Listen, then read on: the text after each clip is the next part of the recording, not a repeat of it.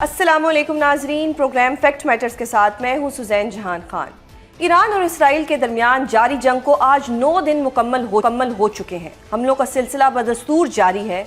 अमन कायम करने की तमाम कोशिशें मुकम्मल नाकाम हो चुकी हैं। खित्ता आग की लपेट में है। दुनिया में अमन कायम करने की गत से मार्ज़े वजूद में आने वाली अक़वाम मुत्तहिदा भी खातिर ख्वाह किरदार अदा करने में नाकाम दिखाई दे रही है। इसराइल और ईरान के दरमियान जारी जंग बयानबाजियों और धमकियों के बाइस अपना दायरा मुसलसल बढ़ाती चली जा रही है। ईरान इसराइल जंग के दौरान फील्ड मार्शल सैयद आसिम मुनीर का दौरा अमरीका इंतहाई अहमियत का हामिल है। इस दौरे के दौरान अमरीकी सदर डोनाल्ड ट्रंप से उनकी एक इंतहाई अहम मुलाकात हुई। पाक अमरीका ताल्लुकात तारीखी सतह पर अस्तवार हो चुके हैं, जिसके बाद हुकूमत पाकिस्तान ने अमरीकी सदर डोनाल्ड ट्रंप को 2026 के नोबल अमन इनाम के लिए भी नामजद करने की सिफारिश कर दी है। फील्ड मार्शल सैयद आसिम मुनीर ने अपने दौरा अमरीका के दौरान इस अज़म का इयादा किया कि पाकिस्तान इलाकाई कशीदगी में कमी के लिए अपना किरदार अदा करेगा। उनका कहना था कि पाकिस्तान ने महफूज और पुरअमन दुनिया के लिए इंसानी और माशी लिहाज से बेपनाह कुर्बानियां दी हैं। नाजरीन, पाकिस्तान बैरूनी महाज पर अपना मुकदमा हर सतह पर भरपूर अंदाज में लड़ रहा है। Chairman Pakistan Peoples Party Bilawal Bhutto Zardari दुनिया भर में भारतीय प्रोपेगेंडा बेनकाब करने के बाद पाकिस्तान वापस पहुंच चुके हैं। पाकिस्तानी वफ्द ने भारत के खिलाफ हर फोरम पर पाकिस्तान की भरपूर तर्जुमानी की है। बिलावल भुट्टो कहते हैं कि पाकिस्तान आलमी फोरम पर भारत से बयानिए की जंग जीत चुका है। भारत का कोशिश ये था कि जहां वो जंग के मैदान में पाकिस्तान को नहीं हरवा सके, तो उनका कोशिश ये था बयानिया के लिहाज से और सफारती सतह पे वो पाकिस्तान को नाकाम करवा दे। मगर मैं आपको बताना चाहता हूं कि पाकिस्तान कामयाब रहा और भारत नाकाम रहा। एक तरफ तो हुकूमत पाकिस्तान का मुकदमा बैनुल-अक़वामी सतह पर भरपूर अंदाज में लड़ रही है, लेकिन दूसरी जानिब वफाकी हुकूमत बजट पेश करने के बाद अपोजिशन की जानिब से मुसलसल तनकीद की ज़द में है। सबसे पहले पाकिस्तान तहरीक इंसाफ ने बजट को मुस्तरद किया, तो फिर हुकूमत की इत्तेहादी जमात पाकिस्तान पीपल्स पार्टी ने भी बजट के खिलाफ मुल्क गिर एहतजाज का ऐलान कर दिया और अब मौलाना फजलुर रहमान भी बजट के खिलाफ मैदान में उतर आए हैं। उनका कहना है कि ये बजट वजीर खजाना ने नहीं बल्कि IMF ने बनाया है। ये जो बजट पेश किया गया है, अगर वजीर खजाना साहब मौजूद होते तो मैं उनकी मौजूदगी में ये कहता कि वजीर खजाना साहब, ये बजट आपने तैयार नहीं किया, ये IMF ने तैयार किया है और आपने पढ़कर सुनाया है। मौलाना के इस बयान से कबल भी अपोजिशन जमातों के बेशतर रहनुमा बजट पर सख्त अल्फाज में तनकीद करते रहे हैं। अपोजिशन जमातें बजट को लेकर हुकूमत को टफ टाइम देने के लिए पुरअज़्म दिखाई दे रही हैं। क्या अपोजिशन जमातें बजट का रास्ता रोक पाएंगी? इस सब पर और मुल्क की सियासत से जुड़े दीगर मौज़ूआत पर बात करने के लिए हमारे साथ मौजूद हैं वज़ीर मुमलिकत बराए कानून और इंसाफ बैरिस्टर अकील मलिक। बहुत शुक्रिया प्रोग्राम में अपना कीमती वक्त देने के लिए। अकील, अभी आप जानते हैं कि ट्रंप साहिब की मुलाकात हुई, बल्कि दावत पे बुलाया फील्ड मार्शल आसिम मुनीर को।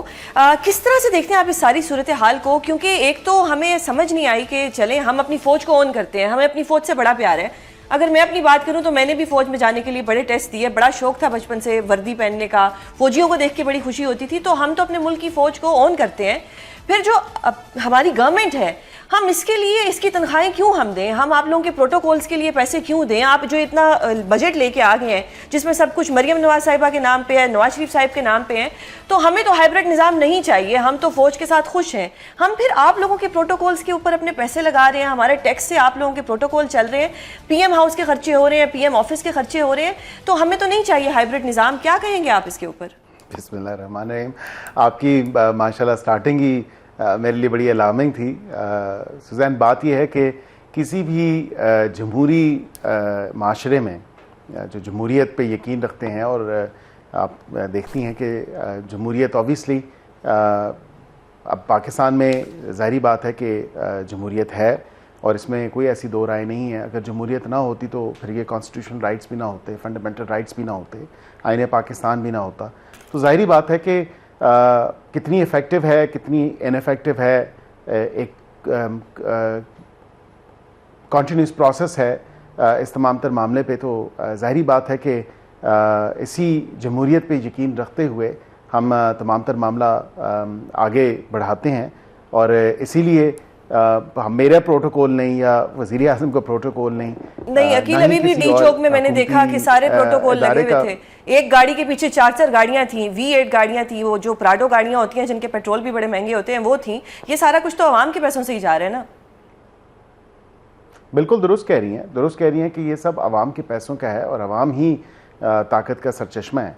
और यहाँ पे मैं आपको ये ज़रूर बता दूं कि जिस तरह आपने इस हवाले से बात की, तो एक मिलिट्री टू मिलिट्री इंगेजमेंट थी और वहाँ पे फिर वज़ीर आज़म को थ्रू आउट इन्फॉर्म रखा गया, उनकी मशावरत इस तमाम तर प्रोसेस में शामिल थी। End of course I definitely think कि ये बिल्कुल एक अनप्रेसिडेंटेड तो ज़रूर है, लेकिन इट्स गुड फॉर पाकिस्तान। एक नया बाब रकम हुआ है पाकिस्तान, लेकिन फिर सियासतदानों को तो घर चले जाना चाहिए, जो ताल्लुकात हैं उनको मज़ीद नहीं, देखें अब यही बात है ना कि जो दीगर जमहूरियतें हैं दुनिया पूरी में, वहाँ पे भी जमहूरियत को ही फ़रोग मिलता है। और ऑफ कोर्स मैंने जिस तरह आपसे जिक्र किया कि एक मिलिट्री टू मिलिट्री इंगेजमेंट थी, और उसके बाद अच्छी खुशाइन बात है कि सदर ट्रंप ने जो है वो लंच पे ज़हराने पे इनको मदऊ किया और एक नया बाब रकम हुआ।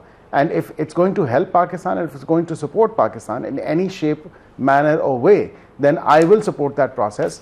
और ये प्रोसेस बिल्कुल फील्ड मार्शल साहब की जो मुलाकात हुई है, ये पाकिस्तान के लिए खुशाइन बात है, पाकिस्तान इससे बेनिफिट कर रहा है। सो बसीयत Pakistani, it's not for me कि मैं उस पर अपना वर्डिक्ट दूँ या मैं अपनी जो है वो बात करूँ और मैं कहूँ कि ये नहीं होनी चाहिए थी या होनी चाहिए थी या ऐसे नहीं होनी चाहिए थी। एक एंगेजमेंट कॉन्टीन्यूस है, एट ऑल लेवल्स है, सिविल साइड पे भी और मिलिट्री साइड पे भी। पॉलिटिकल साइड पे देखें, सेक्रेटरी मार्को रूबियो की कल रात बात हुई है और बहुत देर तक बात हुई है ऑन ऑल आउटस्टैंडिंग इश्यूज, और जो मोड्स ऑफ कोऑपरेशन है या एरियाज ऑफ कोऑपरेशन है उनके ऊपर एक डिटेल डिस्कशन हुई है प्राइम मिनिस्टर शहबाज शरीफ साहब की। तो इसमें तो कोई ऐसी बात नहीं है। और अगर जब इंगेजमेंट हो रही है वो सिविल मिलिट्री दोनों के साथ हो रही है, तो दैट्स गुड फॉर पाकिस्तान। महंगाई का जो बोझ पड़ता है वो आवाम पे पड़ता है।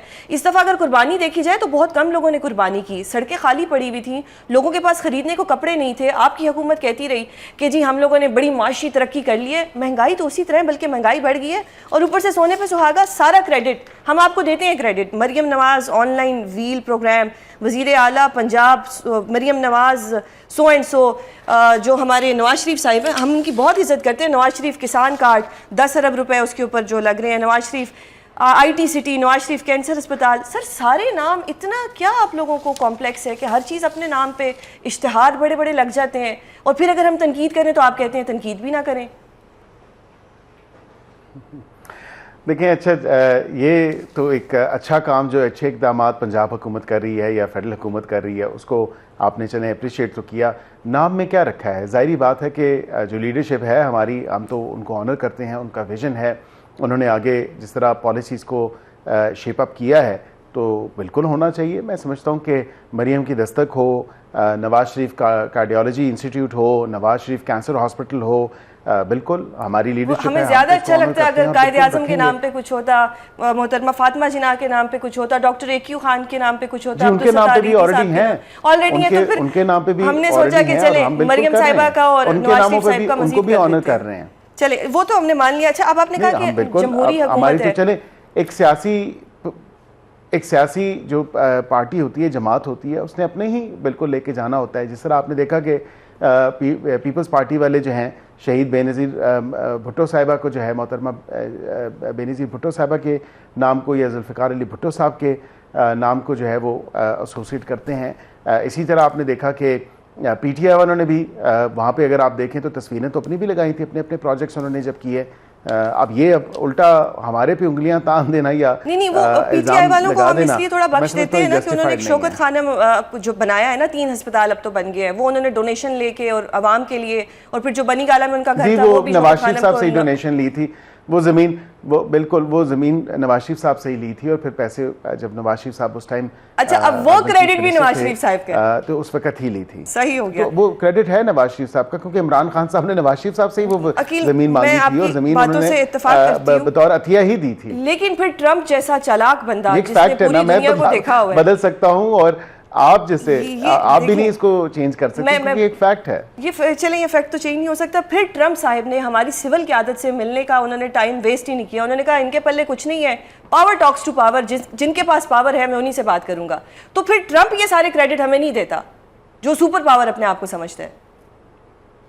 नहीं, उस पर भी मैं गुजारिश कर दूं कि एक तो मिलिट्री टू मिलिट्री जो इनविटेशन थी और इंगेजमेंट थी, और आपने देखा कि जो हमारे फील्ड मार्शल साहब हैं सैयद आसिम मुनीर साहब, was also the chief of army staff, तो उन्होंने बिल्कुल उनकी इंगेजमेंट हुई है वहाँ पे सेंटकॉम में, और since he was already there और ये डिप्लोमेटिक चैनल से बैक एंड फोर्थ चल रहा था, एंड इसमें कोई आड़ नहीं है, इसमें कोई बुरी बात नहीं है। हाँ, ये अनप्रेसिडेंटेड ज़रूर है, लेकिन इसमें पाकिस्तान के लिए एक अच्छी बात है, पाकिस्तान के लिए पॉजिटिव बात है, और बसीयत पाकिस्तानी, अगर पाकिस्तान को वो जो है पॉजिटिविटी पाकिस्तान के ऊपर आती है और पाकिस्तान में कोई पॉजिटिव चीज़ होती है, पाकिस्तान के रिलेशंस में कोई पॉजिटिव चीज़ होगी, तो बसीयत पाकिस्तानी, मैं तो उसको अप्रिशिएट करूंगा। ये तो बिल्कुल एप्रिसिएशन है कि आप देखें कि भारत को देखें, भारत अपना एक रोना रो रहा है 15वीं दफा अगर आप सुजैन देखें, 15वीं दफा उन्होंने मेंशन किया कि जंग बंदी उन्होंने कराई।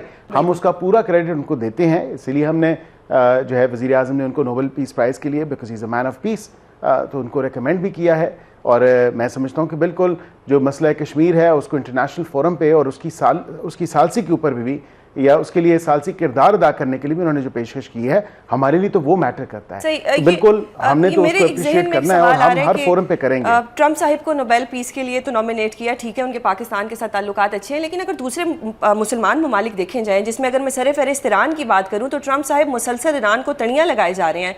फिर ट्रंप साहिब ने फरमाया कि जब मैं आऊँगा, जिस वक्त वो इलेक्शन की कैंपेन चल रही थी, यूक्रेन वॉर और रशिया वॉर का उन्होंने जिक्र किया, फिर उन्होंने गजा की वॉर रुकवाने का जिक्र किया, पर अभी तक उन्होंने कुछ रुकवाया नहीं है। फिर हमारी तरफ से उनको ऐसा नोबेल प्राइज के लिए नॉमिनेट करना, ठीक है, हमारे साथ उनके ताल्लुकात ठीक है, लेकिन इतना कोई उन्होंने अच्छा काम नहीं किया मुसलमानों के लिए।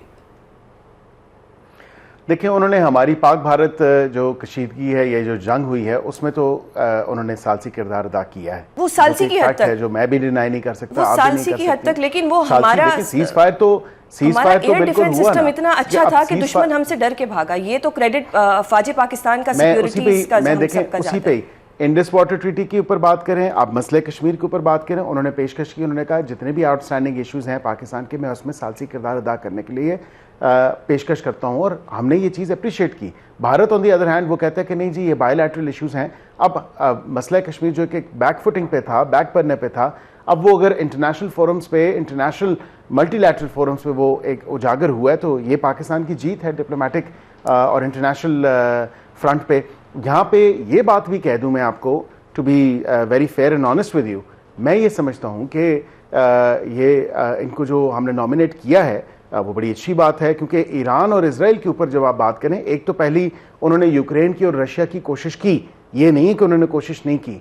अब यहाँ पे जो इजराइल और ईरान की बात है, हमने बिल्कुल एक हमारी प्रिंसिपल पोजीशन है, हमारी मॉरल जो पोजीशन है वो बिल्कुल क्लियर है कि किसी भी मुल्क के ऊपर अनप्रोवोक्ड, इलीगल, इलेजिटिमेट फायर आप करेंगे या उसको अटैक करेंगे तो उनका राइट टू सेल्फ डिफेंस है in accordance with international law. और अकील, क्या आपकी गवर्नमेंट ने कोई जॉइंट सेशन बुलाया? लेकिन मुझे एक सेकंड अगर दें, जी प्लीज एक सेकंड मुझे दीजिएगा, मैं इसको थोड़ा सा एड्रेस कर दूं।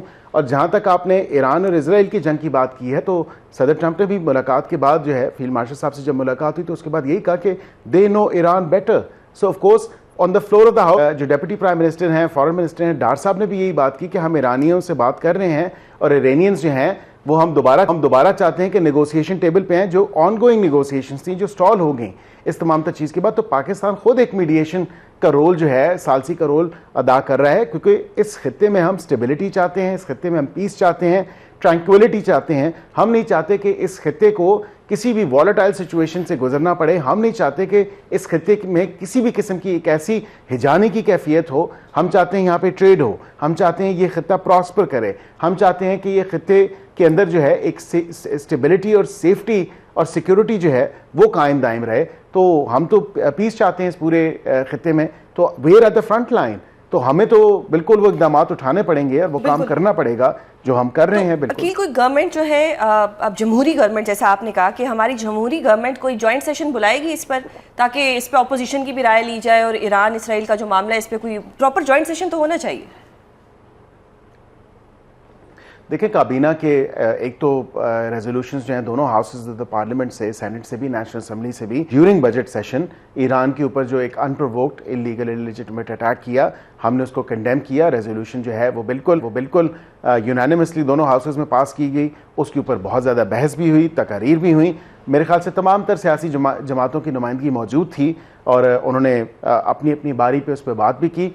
अब फिल वक्त जॉइंट सेशन का तो कोई ऐसा मैं नहीं समझता कि बजट, क्योंकि अभी बजट का सेशन ऑन गोइंग है और अगला हफ्ता बहुत इंपॉर्टेंट है बजट के पास होने के हवाले से, तो ज़ाहिरी बात है कि इस तमाम तर मामले में हमारे लिए तो फिल वक्त दैट्स ऑफ प्राइम इंपॉर्टेंस। लेकिन at the same time parallel में जो साथ चीज़ चल रही है वो ईरान का इशू भी है, उसको हम डिप्लोमेटिकली जो है, चाहे वो यूएन सिक्योरिटी काउंसिल के हवाले से हो, जो कि ईरान की रिक्वेस्ट पे डार साहब ने भी यही बात की कि हमने लेस दैन 24 आवर्स में यूएन सिक्योरिटी काउंसिल का इजलास तलब किया ईरान की रिक्वेस्ट पे, और बिल्कुल हम उनके साथ मॉरली और प्रिंसिपली जो है स्टैंड करते हैं। और उसके बाद भी इस मुलाकात के बाद भी जो हुई है सदर ट्रंप की और फील्ड मार्शल साहब की, उसके बाद भी हमारे दफ्तर खारजा ने यही जो है बयान आया है उनकी तरफ से भी कि वो ईरान और इजराइल की जंग में मॉरली और प्रिंसिपली ईरान के साथ हैं, क्योंकि ये बात गलत है कि किसी के ऊपर अनप्रोवोक्ड इलीगल इलिजिटिमेटली अटैक किया जाए, उनको अपना दिफा का हक मौजूद है। सही, वो आर्टिकल 51 जो है। अच्छा, अब अगर मैं बजट की बात करूं, आपने कहा कि बजट भी है, इस बजट को तो पीटीआई ने मुस्तरद कर दिया, उसके बाद पीपल्स पार्टी ने भी कहा कि वो इसके खिलाफ एहतजाज करेंगे। मौलाना साहिब के भी कुछ बयानात ऐसे आ रहे हैं कि बजट जो है वो नहीं, उनको भी पसंद नहीं आया, मुझे भी पाकिस्तानी होने के नाते पसंद नहीं आया, खासतौर पर इतना क्रेडिट लेने के बाद कि हर इंस्टीट्यूट आप लोग अपने नाम पर ही बना रहे हैं। तो ये किस तरफ सूरत हाल जा रही है? क्या हुकूमत को कोई टफ टाइम मिलने वाला है या ये बजट पास हो जाएगा? और फिर वो जो 600% सैलरीज का इजाफा हुआ जिस पे वजीर आजम साहब ने कहा कि जी हम नोटिस लेंगे, क्या वो नोटिस सिर्फ लिप सर्विस था या कुछ नोटिस लिया भी जाएगा? देखिए, मैं ये समझता हूँ कि बिल्कुल वज़ीर आज़म ने नोटिस लिया है और बिल्कुल खाली लिप सर्विस नहीं है।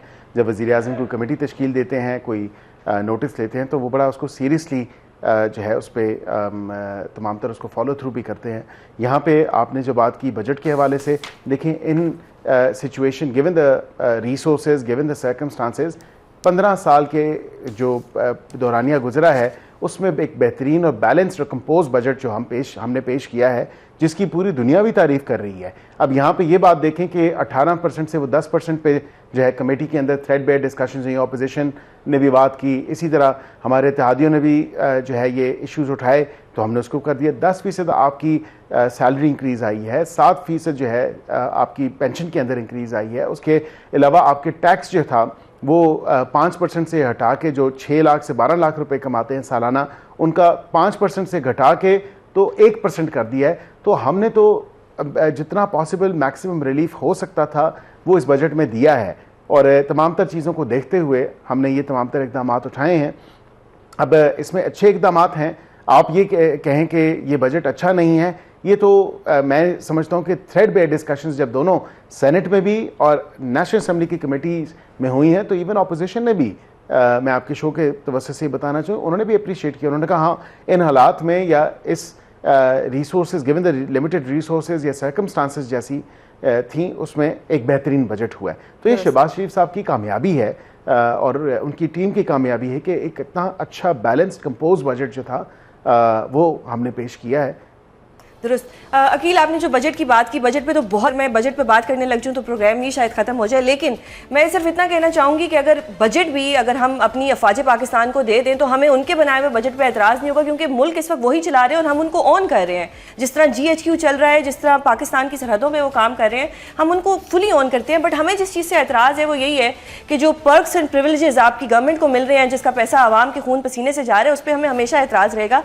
बहरहाल बहुत शुक्रिया अकील, प्रोग्राम में अपना कीमती वक्त देने के लिए। अदालती मास एक बार फिर गर्म हो चुका है। आईनी बेंच की मुद्दत में 30 नवंबर तक की तोसी की गई तो सुप्रीम कोर्ट के सीनियर तरीन जज जस्टिस मंसूर अली शाह का एक इंतहाई अहम खत सामने आ गया। ये खत जुडिशल कमीशन के 19 जून के इजलास से कबल लिखा गया था। इस खत में जस्टिस मंसूर अली शाह ने मुतालबा कर रखा है कि आईनी बेंच की 26वीं तरमीम के केस में फैसले तक तोसी ना की जाए। खत में मजीद कहा गया कि 26वीं तरमीम के फैसले से पहले तोसी इस बहरान को मजीद गहरा करेगी। ये तनाज़ा इदारे की साख और इस पर अवाम के एतबार को तबाह कर रहा है। खत के मुताबिक 26वीं तरमीम के फैसले तक तमाम जजेस को आईनी बेंच डिक्लेयर किया जाए और आईनी बेंच में शमूलियत का म्यार और पैमाना भी तय किया जाए। दूसरी जानिब सुप्रीम कोर्ट ऑफ पाकिस्तान ने जजेस ट्रांसफर केस का फैसला भी सुना दिया। अदालत ने इस्लामाबाद हाई कोर्ट के तीनों जजेस का ट्रांसफर दुरुस्त करार देते हुए कहा कि जजेस ट्रांसफर को नई तकर्री नहीं करार दिया जा सकता। इसके अलावा सुप्रीम कोर्ट में रिजर्व सीट से मुतल्लिक पीर को अहम समाअत मुलतवी हो चुकी है। जस्टिस मंसूर अली शाह के इस अहम खत के बाद आईनी बेंच की मुद्दत में तोसीक का मुस्तकबिल क्या होगा और रिजर्व सीट्स के केस में आगे क्या होने जा रहा है, इस सब पर और अदालतों से जुड़े दीगर अहम मामलात पर बात करने के लिए हमारे साथ मौजूद हैं साबिक सदर supreme court bar Abid Zubairi. Sir, बहुत शुक्रिया प्रोग्राम में अपना कीमती वक्त देने के लिए। सर, मैं सबसे पहले तो आपसे जानना चाहूंगी कि जो जजेस ट्रांसफर केस था जिसमें आर्टिकल 200 के ऊपर बहस हुई, आर्टिकल 194 के ऊपर बहस हुई और फाइनली उसका एक फैसला भी आया जिसमें एक इख्तलाफी नोट भी था और इस इख्तलाफी नोट के एंड पे कुछ अशार भी लिख दिए गए, जिसके बाद मेरे ख्याल से कुछ रह नहीं जाता। लेकिन मैं इस पर आपकी राय जानना चाहूंगी कि क्या जजेस ट्रांसफर होने चाहिए थे? हमारे बहुत मोअज़्ज़िज़ जस्टिस हैं सरफराज डोगर, खादिम हुसैन सुमरो, मोहम्मद आसिफ।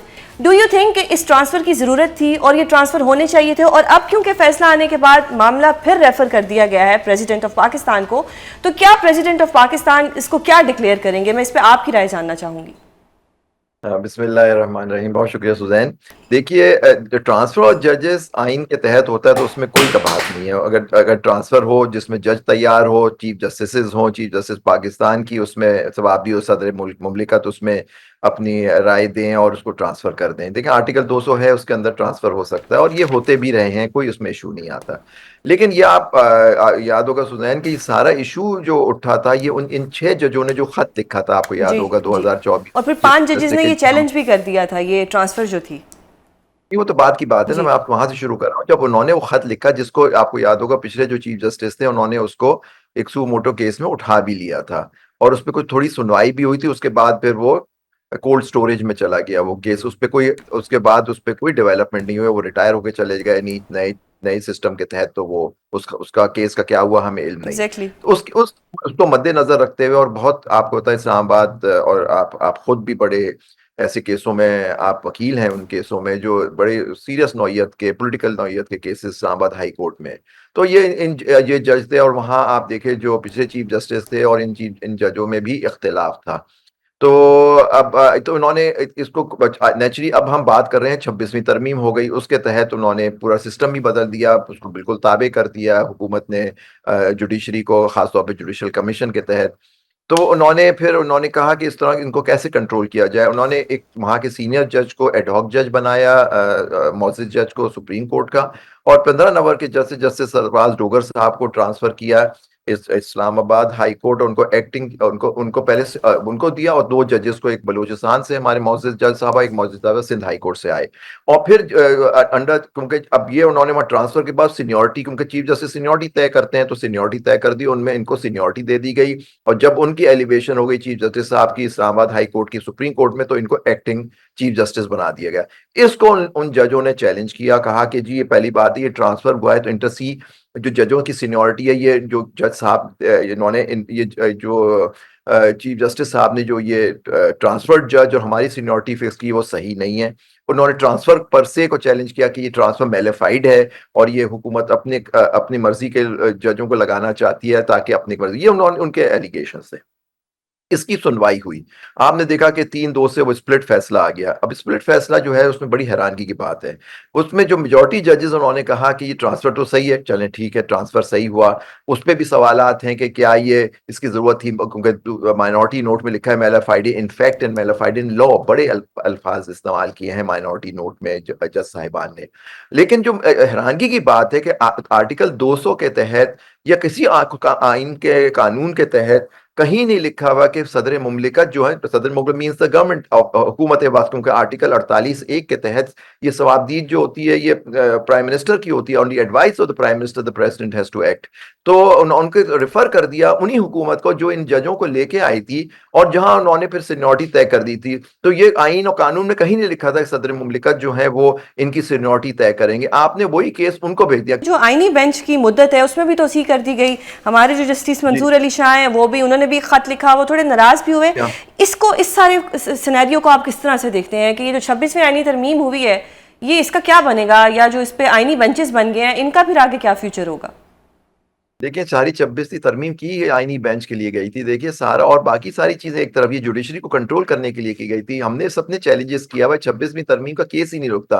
अब ये देखिए अगर ये रिज़र्व सीट्स पे फैसला हो जाता है सुज़ैन, तो हो सकता है ये सीटें भी इन दूसरी जमातों को मिल जाएँ, तक़सीम हो जाएँ। अगर रिव्यू कर देते हैं ये कोर्ट उस फैसले को, तो फिर हो सकता है फिर कौन हुकूमत को या पार्लियामान को रोकेगी 27वीं तरमीम करने के लिए और कॉन्स्टिट्यूशनल कोर्ट बनाने के लिए और जजों की और इन कॉन्स्टिट्यूशनल बेंचेस की उम्र, मतलब जजों की उम्र बढ़ाने से।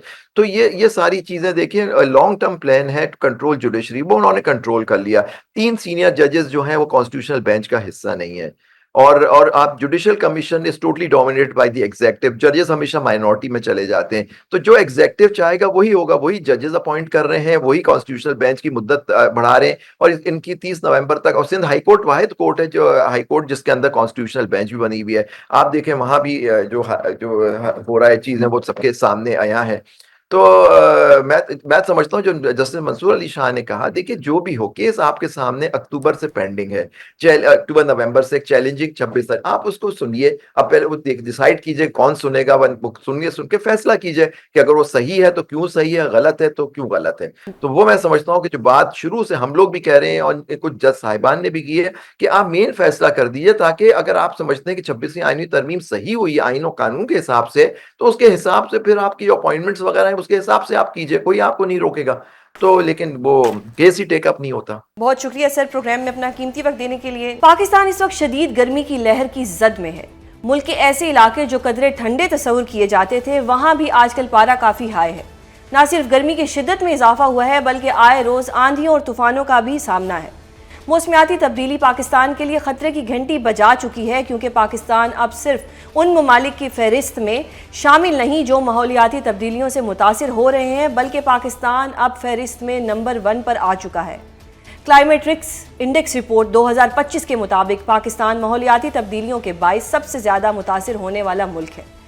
इस रिपोर्ट में 1993 से लेकर 2022 तक के आदादो शुमार को शामिल किया गया है, जिनके मुताबिक पाकिस्तान को दुनिया भर में माहौलियाती तब्दीलियों के बाइस सबसे ज़्यादा मुतासिर होने वाला मुल्क करार दिया है। पाकिस्तान पर माहौलियाती तब्दीलियों के असरात की वजूहात, खतरात और इस सब के मुमकिना हल पर बात करने के लिए हमारे साथ मौजूद हैं deputy director of Pakistan meteorological department Irfan Virk, और उसके बाद हमें ज्वाइन करेंगी माहिर माहौलियात मरियम शबीर अब्बासी। बहुत शुक्रिया सर प्रोग्राम में अपना कीमती वक्त देने के लिए।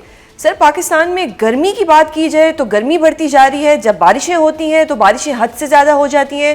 फिर जिस तरह से पिछले दिनों इस्लामाबाद में ओले पड़े, वो इस तरह के एक तूफ़ानी ओले थे, वो कोई ऐसा अज़ाब इलाही था कि लोगों की गाड़ियाँ ख़राब हो गई, महंगे महंगे सोलर जिन्होंने लगवाए थे सोलर तबाह हो गए। ये क्या होता जा रहा है? हमारा मुल्क तो 4 सीजन्स के लिए मशहूर था, आज अगर देखा जाए तो इतनी गर्मी है। वो इलाके इस्लामाबाद जैसा इलाका जहाँ पे एक अच्छा मौसम होता था, वहाँ पे भी अगर टेम्परेचर 45 से अबव जा रहा है, तो ये सब क्या हो रहा है? ये इतना मेजर क्लाइमेट चेंज आखिर पाकिस्तान में ही क्यों हो रहा है? देखिए ये जो मौसमियाती तब्दीली है या क्लाइमेट चेंज जो आपने कहा है, ये सिर्फ पाकिस्तान में नहीं है। ये अगर आपने देखा हो तो कुछ अर्सा पहला 1-2 माह पहले जो है ना, भारत के जो मशरकी इलाके थे वहाँ पर जो है ना वो लाइटनिंग हुई थी, जिससे काफ़ी अमवात हुई थी। इसी तरह जो यूरोप है वहां पर भी 40 डिग्री सेंटीग्रेड से टेम्परेचर तजावज कर गया गर्मियों में, जिससे वहां पर भी जो है ना हीट वेव आई। तो ये पाकिस्तान के लिए ये ऐसा नहीं है कि सिर्फ ये पाकिस्तान में है, ये जो मौसमियाती तब्दीली है ये दुनिया के दूसरे इलाकों में भी है। लेकिन ये जो साउथ एशिया में ख़ास तौर पे जो पाकिस्तान, इंडिया और दूसरे कंट्रीज़ हैं साउथ एशिया में, ये कंट्रीज़ ज़रा थोड़ा सा ज़्यादा इफेक्ट हो रहे हैं, क्योंकि यहाँ पर टेम्परेचर्स जो है ना उनमें जो इजाफा है वो ज़्यादा हो रहा है। और आपको ऐसा लगता है कि कोई हमारे पास ऐसे कवानीन होने चाहिए कि अगर कोई दरख्त काटता है या कोई कोल को ज़्यादा देर जलाता है, जिस तरह के लाहौर में एक सूरत हाल ऐसी पैदा हुई कि स्मोक का बहुत मसला बना, उसके बावजूद लोग जो फैक्ट्रियों में उस वक्त जो कोल की यूजेज थी वो बढ़ गई थी, तो अभी तक देखा है, हमने सुना है कि जी फलां फैक्ट्री पे इतना टैक्स इम्पोज हो गया। डोंट यू थिंक कि हमारे पास एक प्रॉपर लॉज होने चाहिए? देखिए इस हवाले से तो जो एनवायरनमेंट प्रोटेक्शन एजेंसी जो है वो अपना काम कर रही है। सही, तो सर वो अपना काम मतलब उसमें उनको क्या कोई ऐसी स्कूलिंग करनी चाहिए, कोई ऐसे इदारे बनाने चाहिए जहाँ पे लोगों को इनकरेज किया जाए कि प्लांट्स लगाए जाएं, प्लास्टिक यूजेज कम किया जाए, प्रॉपर एजुकेशन दी जाए? आपको नहीं लगता कि ऐसे इकदाम होने चाहिए जिसमें गवर्नमेंट ऑफ पाकिस्तान भी अपना किरदार अदा करे और जो आप लोगों का महकमा है वो भी अपना किरदार अदा करे? देखिए, जो महकमा मौसमियात है वो वेदर की फोरकास्ट देता है, और जो सीजनल फोरकास्ट होती है, जो मौसम मौसम की जो फोरकास्ट होती है, उस हवाले से हम जो है पेशगी आगाही जो है ना वो, या पेशगी इतला जो है ना वो दी जाती है। सही से। तो आगे जो काम करने होते हैं, हर एक का अपना अपना मैंडेट है, उसी अपने अपने मैंडेट में रह के हर कोई अपना अपना काम कर रहा है। बहुत शुक्रिया इरफान मलिक साहिब प्रोग्राम में अपना कीमती वक्त देने के लिए। नाज़रीन, हमें ज्वाइन किया है मरियम शबीर अब्बासी ने, माहिर माहौलियात, और उनसे जानते हैं कि जो पाकिस्तान में इतना मेजर टेम्परेचर चेंज आ रहा है इसकी क्या रीज़न है। जी देखिए, जो जितने क्लाइमेट चेंज इम्पैक्ट्स आपने गिने और इसके अलावा और भी बहुत सारे हैं, इसका सोल्यूशन जो है वो मल्टी लेयर्ड है। कोई एक सोल्यूशन नहीं है जो हम कर सकते हैं। इंटरनेशनल लेवल से लेके रीजनल, हमारे कंट्री लेवल पाकिस्तान, और फिर कम्युनिटी लेवल, और फिर इंडिविजुअल लेवल तक करने की ज़रूरत है। स्टार्टिंग फ्रॉम जो इंटरनेशनल लेवल है उसमें देखें कि जो क्लाइमेट चेंज रिलेटेड फंड्स होते हैं, एडेप्टेशन फंड्स होते हैं, लॉस एंड डैमेज फंड में होता है। तो जो एम्बेसीज पाकिस्तान में है, गवर्नमेंट ऑफ पाकिस्तान को चाहिए कि उनके साथ मीटिंग्स करके, डिप्लोमेसी मीटिंग्स और डिफरेंट फंड्स होते हैं उनके थ्रू जो है वो फंड सीख करने की कोशिश करें, और क्लाइमेट रेजिलिएंट इंफ्रास्ट्रक्चर पर काम करें। जैसे कि जो हम घर बनाते हैं उनमें मटीरियल्स इस तरह के इस्तेमाल करें जो क्लाइमेट चेंज के हिसाब से नहीं है। इसी तरह आप देखें कि फंडिंग का, जैसे मैंने बताया कि किस तरह से कर सकते हैं इंटरनेशनल लेवल पे। फिर इंटरनेशनल लेवल पे जो डेवलप ममालिक हैं उनको रिन्यूएबल्स की तरफ मूव करने की जरूरत है, फॉसिल फ्यूल्स का इस्तेमाल कम करने की जरूरत है, जिसकी वजह से अगर आज वो स्टॉप करते हैं सारे के सारे कंट्रीज, तो 20 से 30 साल लगेंगे नॉर्मल की तरफ मूव करने में, लेकिन ऐसा होता नजर आता नहीं है। तो प्रेशर डालते रहना इन ममालिक पे कि वो इमिशंस लेवल कम करें, कार्बन डाइऑक्साइड और जो ग्लोबल वार्मिंग में गैसेस कंट्रीब्यूट करती हैं। ये तो हो गया इंटरनेशनल लेवल पे। आप देखें कि पाकिस्तान लेवल पे बहुत ही कॉम्प्लेक्स किस्म के इश्यूज हैं जो क्लाइमेट चेंज के इश्यूज को वर्स बनाते हैं। मिसाल के तौर पे गवर्नेंस के इश्यूज हमारे बहुत ज़्यादा हैं। आप देखें कि जो पॉलिसीज हमारी इस तरह की हैं वो रिएक्टिव हैं। आप देखें कि फ्लड आता है तो उसके बाद हंगामी सूरत हाल होती है, और सारी अटेंशन मीडिया की भी होती है, बाकी स्टेक होल्डर्स NGOs की भी, गवर्नमेंट ऑफ पाकिस्तान और जो इंस्टीट्यूट्स इन्वॉल्व हैं उनकी भी फंडिंग को एक्टिवेट करना और एवरीथिंग। लेकिन अगर उससे पहले प्रोएक्टिव अगर रिएक्शन रखें, हम रिएक्शनरी के बजाय प्रोएक्टिव मेजर्स की तरफ हम देखें, तो आप पहले से प्लान कर सकते हैं। क्या आपको साइंस बताती है कि आपकी हीट वेव्स बहुत इंटेंस और बहुत अरसे के लिए होंगी। आपको साइंस बताती है कि आपका टेम्परेचर जो है वो बढ़ेगा। साइंस बताती है कि आपके ग्लेशियर्स मेल्ट हो रहे हैं। साइंस बताती है कि आपके फ्लड्स आने वाले हैं। तो हमारे इदारे पहले से मिटिगेशन पे काम करें। इस टर्म को मिटिगेशन बोलते हैं कि पहले से काम करें। पहले से आप काम किस तरह से कर सकते हैं कि आप कम्युनिटीज़ को अवेयरनेस दें, उनकी कम्युनिकेशन अर्ली वार्निंग सिस्टम पे काम करें। इसके अलावा आप जो है वो दरख्त लगाने पे काम करें, क्योंकि आप देखें कि सैलाब जो है वो अब बहुत ज़्यादा क्यों हमें फील होते हैं, क्योंकि दरख्त जो है वो काटते जा रहे हैं बहुत ज़्यादा। हम कादिर शहरों में तो खासतौर पर अर्बन फ्लडिंग, कहीं ज़मीन जो है वो बारिश के पानी को मिलती नहीं है कि एब्जॉर्ब हो सके ग्राउंड में। हर जगह आपको कॉन्क्रीट नज़र आता है। आपने ये जितनी सारी बातें की ये बिल्कुल ठीक है, हम सब इन पे डिस्कशन तो करते हैं, लेकिन कहीं ना कहीं कोई ना कोई ड्रॉबैक रह ही जाता है। तो क्या इसका कसूर जो है, या इसमें जो कसूरवार हम ठहराएंगे वो गवर्नमेंट है कि गवर्नमेंट सही इकदाम नहीं ले पा रही? क्या लोगों को वो इतनी एजुकेशन नहीं दे पा रही कि जो प्लास्टिक यूजेज है वो कम करें, या वो अपने बिला वजह AC ना चलाएं क्योंकि AC में से भी हीट निकलता है, या वो गाड़ियाँ सड़कों पर लेके जाते हैं, कभी मतलब गाड़ी में से भी तो धुआं निकलेगा जो ओवरऑल एवरीथिंग को अफेक्ट करता है। तो डोंट यू थिंक कि कहीं ना कहीं जो गवर्नमेंट है वो इसमें कहीं लैग बैक कर रही है? जी देखिए, गवर्नमेंट को जहाँ पर बहुत सारे प्रोजेक्ट्स ऐसे होते हैं, इंटरवेंशंस ऐसी होती हैं जहाँ पे गवर्नमेंट ही कुछ कर सकती है। लेकिन आप देखें कि जो मुझे मेरी जो ऑब्जर्वेशन है वो ये है कि हमारे यहाँ एहसास की कमी है, एम्पैथी की कमी है। वरना आप देखें कि मैंने इवन डिग्री होल्डर्स को देखा है, मैं उनको एजुकेटेड नहीं कहूँगी, डिग्री होल्डर्स को देखा है प्लास्टिक वेस्ट फेंकते हुए, प्लास्टिक का इस्तेमाल करते हुए।